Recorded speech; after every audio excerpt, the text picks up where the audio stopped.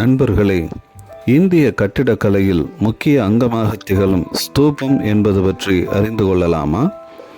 ஸ்தூபம் என்ற வார்த்தைக்கு குவியல் என்ற பொருளாகும். இது குவி மாடம் வடிவிலான ஒரு நினைவு சின்னம் அல்லது ஒரு துறவியின் எச்சங்கள் அல்லது அவர்களுடன் தொடர்புடைய கலைப்பொருட்கள் கொண்ட ஒரு சன்னதியாகும். இவை புத்தர் அல்லது பிற புனித உருவங்களின் நினைவு சின்னங்களை கொண்டுள்ளன.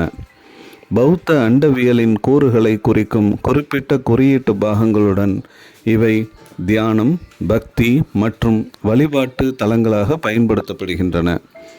இது பொ.கா.மு 5ஆம் நூற்றாண்டுக்கு முன்னர் இந்தியாவில் புனித மனிதர்களின் கல்லறைகளாக தோன்றி பின்னர் பொ.கா.மு 563 மற்றும் 483 இடைப்பட்ட காலத்தில் புத்தருக்கு அர்ப்பணிக்கப்பட்ட புனித இடங்களாக பரிணமித்தன. பௌத்த அர்ஹத்கள் எனப்படும் துறவிகள், போதிசத்துவர்கள் எனப்படும் அறிவொளி பெற்றவர்கள், பிற துறவி உருவங்கள் அல்லது உள்ளூர் தெய்வங்களை கௌரவிப்பதற்காக ஸ்தூபாக்கள் எழுப்பப்பட்டன. ஸ்தூபி என்பது ஒரு அரைக்கோள அமைப்பாகும். உச்சியில் ஒரு கோபுரம் உள்ளது. வழிபாட்டிற்காக பெரிய பொது இடங்கள் தேவைப்பட்ட ஆரம்பகால இந்திய மதம் பௌத்தமாகும். பொ.கா.மு 1ஆம் நூற்றாண்டு மற்றும் பொது காலம் 1ஆம் நூற்றாண்டுக்கு இடைப்பட்ட காலகட்டத்தில் பல புத்த சமய ஆலயங்கள் எழுந்தன. ஸ்தூபி என்ற சொல் ரிக் வேதத்தில் குறிப்பிடப்பட்டுள்ளது. ஆனால் ஸ்தூபி என்ற சொல் பலிபீடத்திலிருந்து வெளிவரும் நெருப்பு என்ற வார்த்தையை குறித்தது. வருணனால் காட்டுக்கு மேலே அடித்தளம் இல்லாத இடத்தில் எழுப்பப்பட்ட ஒரு கட்டுமானத்தை அது குறிப்பிடுகிறது. பாலி வார்த்தையான துபா என்பது ஒரு கூம்பு வடிவ குவியல், மேடு, கூம்பு அல்லது மணி வடிவ ஆலயம் ஆகியவற்றை குறிக்கிறது.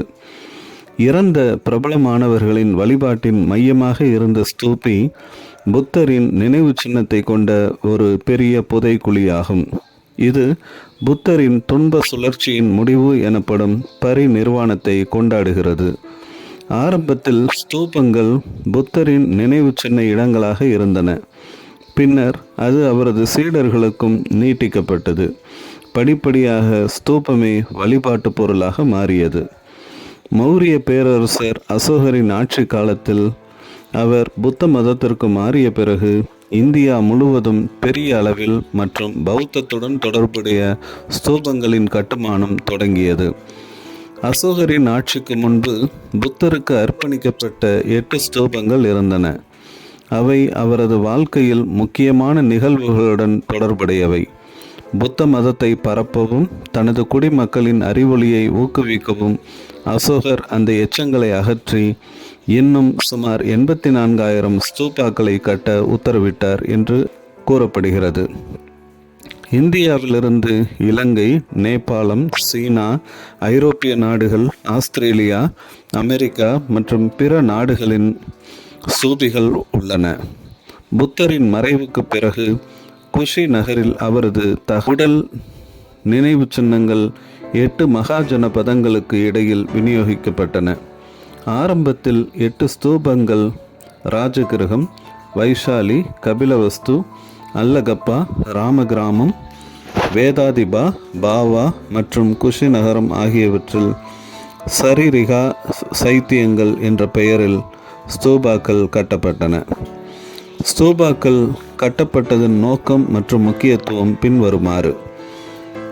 முதலில் ஸ்தூபங்கள் முக்கியமான நபர்களுக்கான புதைகுழிகளாக இருந்தன. இன்று அவை புத்தரின் நினைவு சின்னங்களை அல்லது பிற புனித பொருட்களை வைத்திருப்பதாக திகழ்கின்றன. இரண்டாவது, பெரும்பாலும் தியானம் மற்றும் பக்திக்கான இடங்களாகும். வழிபாட்டாளர்கள் தங்கள் மனதை தூய்மைப்படுத்தவும், தூபம் ஏற்றவும் அல்லது காணிக்கைகளை வைக்கவும் பயன்படுகின்றன. மூன்றாவதாக, ஒரு ஸ்தூபத்தின் இயற்பியல் வடிவம் அருமையான அடையாளமாக உள்ளது. இது புத்த அண்டவியல் மற்றும் ஞானத்திற்கான பாதையை குறிக்கிறது. ஸ்தூபாக்களின் பல்வேறு கட்டிடக்கலை அம்சங்களையும் அதன் பெயர்களையும் அறியலாம். அண்டா என்று அழைக்கப்படும் குகை அரைக்கோள குவி மாடமாகும். இது பெரும்பாலும் நினைவு சின்னங்களை கொண்டுள்ளது. மேலே உள்ள கோபுரம் எஸ்டி, அதாவது உலகின் அச்சை குறிப்பதாக காணப்படுகிறது. ஹர்மிகா எனப்படுவது அண்டாவுக்கு மேலே உள்ள பால்கனி போன்ற அமைப்பு ஆகும். இது கடவுள் வாழும் இடம் என்று நம்பப்படுகிறது. கோபுரத்திற்கு மேலே உள்ள பல குடைகள் பாதுகாப்பு மற்றும் கம்பீரத்தை குறிக்கின்றன. மேதி எனப்படுவது மொட்டை மாடி அடிவாரத்தில் உள்ள அமைப்பாகும். இது சடங்கிற்காக சுற்றி வருவதற்கு பயன்படுத்தப்படும். தோரணங்கள் எனப்படும் 4 நுழைவாயில்கள் பெரும்பாலும் 4 திசைகளில் இருக்கும். இவை புத்தரின் வாழ்க்கையில் முக்கிய நிகழ்வுகளுடன் தொடர்புடையவை ஆகும். தண்டவாளம் என்பது மேட்டை சுற்றி உள்ளது. இது ஸ்தூபியை சுற்றியுள்ள உலகத்திலிருந்து பிரித்து புனிதமாக்குவதாக நம்பப்படுகிறது. சத்ரா என்பது குவி மாடத்தின் உச்சியில் கட்டப்பட்ட குடையாகும்.